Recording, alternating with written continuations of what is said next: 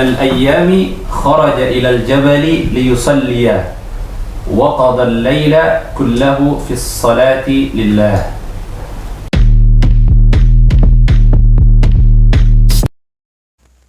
Shalom saudaraku, salam damai sejahtera dalam kasih Kristus. Berjumpa lagi dengan saya, Didi Duli. Kita akan belajar berapologetika bersama-sama di channel ini. Kadang saya itu berpikir begini Bapak Ibu, kok enak sekali ya para mualaf ini ataupun polemikus muslim ini selalu menafsirkan Alkitab dengan seenak udelnya. Coba yang melakukan itu adalah Kristen. Kristen menafsirkan Quran gitu ya.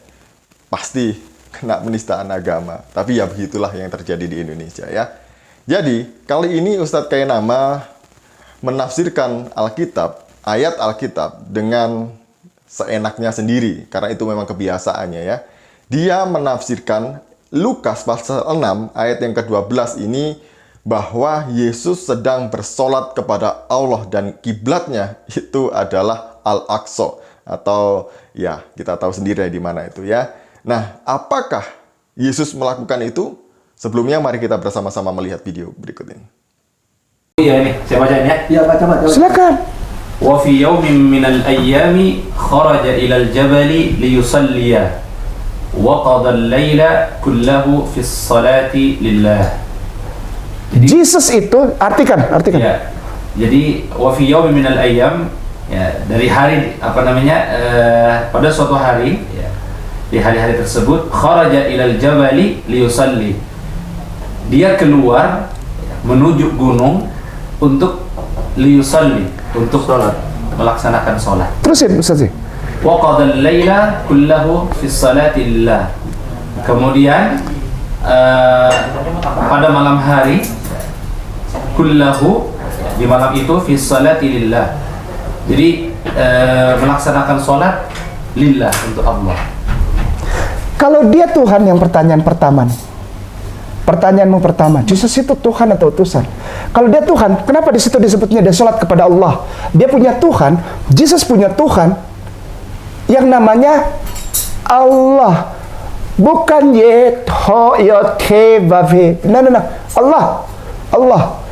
Allah.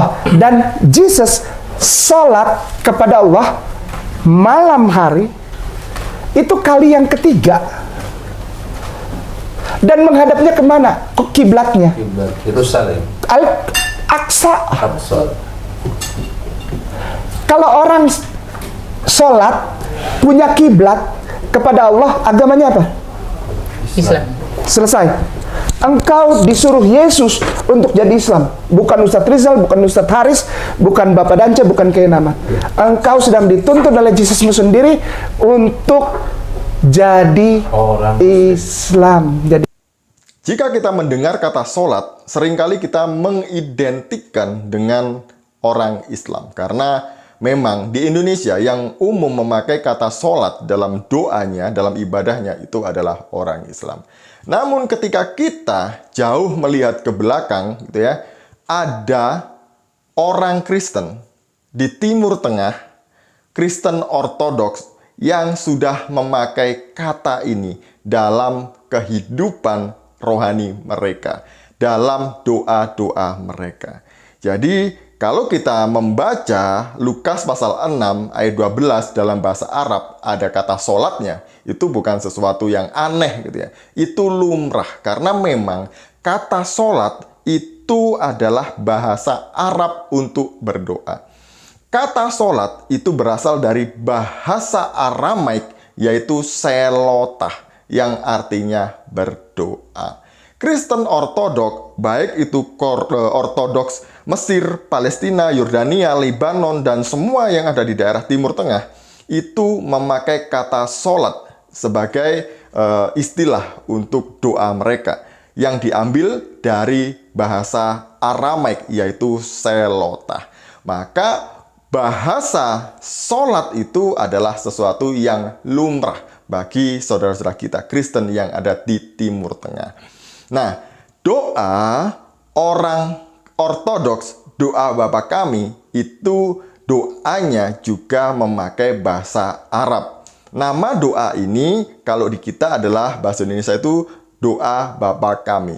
Tapi doa ini dalam bahasa Arab disebut dengan Sholatul Robbaniyah atau doa Bapa kami, the Lord Prayers. Jadi ini adalah doa orang Kristen. Nah, kembali kepada Lukas 6 ayat 12 tadi itu ya. Jadi ketika Yesus berdoa itu bukan hal yang aneh. Orang Yahudi ketika berdoa, bersujud itu juga menghadap ke kiblat. Kiblatnya kemana? Yerusalem, Bait Suci. Jadi jangan aneh, jangan heran kalau Yesus ketika berdoa, sujud menghadap kiblatnya itu Bait Suci. Itu hal yang wajar, karena Yesus adalah Sang Firman yang menjadi manusia melalui rahim seorang perawan, yaitu Maria. Seorang perawan yang tunduk dan taat terhadap hukum Taurat. Perlu diingat ya, ketika Sang Firman menjadi manusia, maka dia punya kodrat ganda, dui natur Kristus. Dalam keadaannya sebagai manusia, dia manusia dan dia juga ilahi, gitu ya. Itu wajar ketika dia berkomunikasi dengan Bapa, ketika dia berdoa.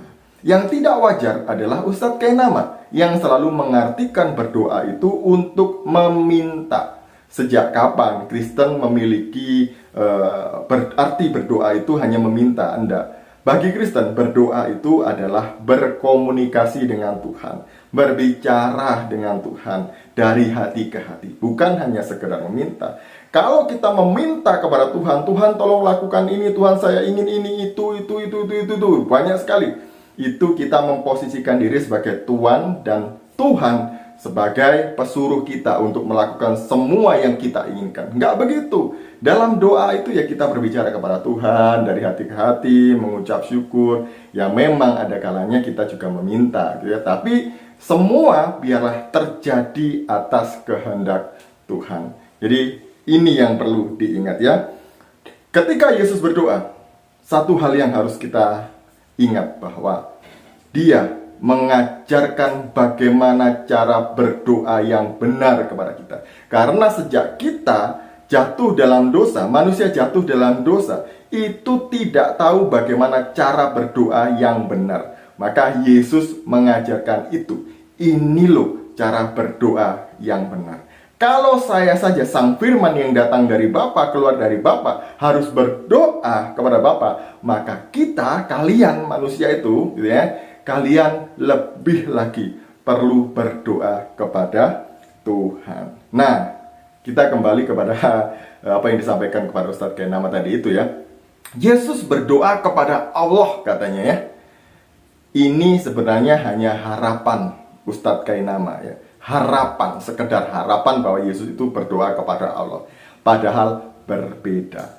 Allah orang Kristen, Tuhannya orang Kristen itu berbeda dengan Tuhannya orang Islam. Ingat itu, tidak sama. Sekian dari saya, semoga ini mencerahkan kita semuanya. Shalom, salam maras, Tuhan Yesus memberkati.